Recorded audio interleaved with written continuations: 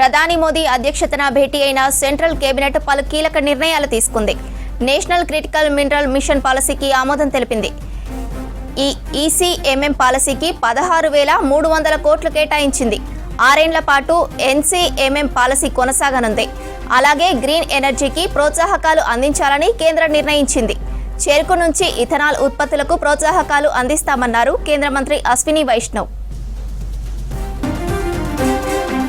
ప్రధాని మోదీ అధ్యక్షతన భేటీ అయిన సెంట్రల్ కేబినెట్ పలు కీలక నిర్ణయాలు తీసుకుంది.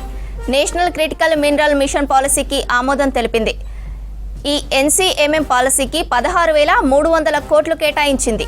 6 ఏళ్ల పాటు ఎన్సీఎంఎం పాలసీ కొనసాగనుంది. అలాగే గ్రీన్ ఎనర్జీకి ప్రోత్సాహకాలు అందించాలని కేంద్రం నిర్ణయించింది. చెరకు నుంచి ఇథనాల్ ఉత్పత్తులకు ప్రోత్సాహకాలు అందిస్తామన్నారు కేంద్ర మంత్రి అశ్విని వైష్ణవ్.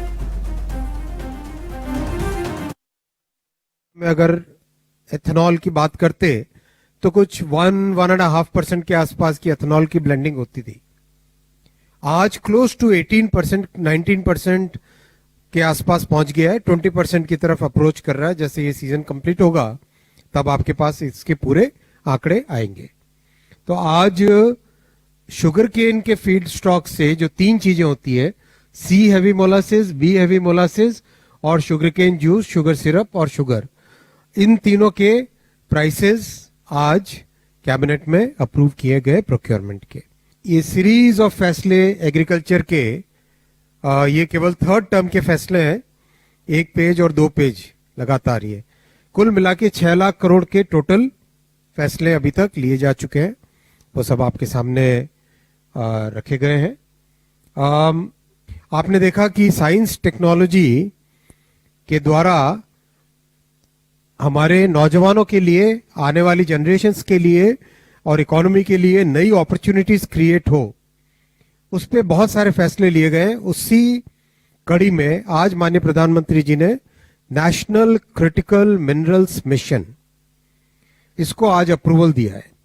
इस मिशन को कैसे इंपोर्ट डिपेंडेंस खत्म करें, आत्मनिर्भर बने और भारत में कैसे इस मिनरल की प्रोसेसिंग हो सके, वैल्यू एडिशन हो सके, कैसे हम इसका बेटर एक्सप्लोरेशन करें, कैसे हम विदेशों में भी जहां जरूरत पड़े वहां पे जाके उन मिनरल ब्लॉक्स को अक्वायर करें, तो वो देश के लिए अत्यंत जरूरी है. और साथियों, सबसे इंपॉर्टेंट पॉइंट आपके सामने, ये लास्ट लाइन आप जरूर देखना, मिनरल डेवलपमेंट के जितने भी बेनिफिट होते हैं वो सारे के सारे राज्य सरकार को जाते हैं. चाहे रॉयल्टी हो, चाहे दूसरे जितने भी अमाउंट्स हो, वो सारे के सारे राज्य सरकार को जाते हैं. अभी हाल ही में आपने देखा होगा उड़ीसा की फाइनेंशियल हेल्थ सबसे ज्यादा अच्छी है.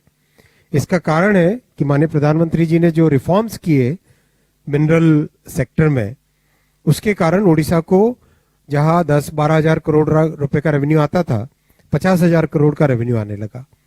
तो यही जहां जहां मिनरल ज्यादा पाया जाता है वहां पर माननीय प्रधानमंत्री जी की नीतियों के कारण बहुत बड़ा बेनिफिट हुआ है.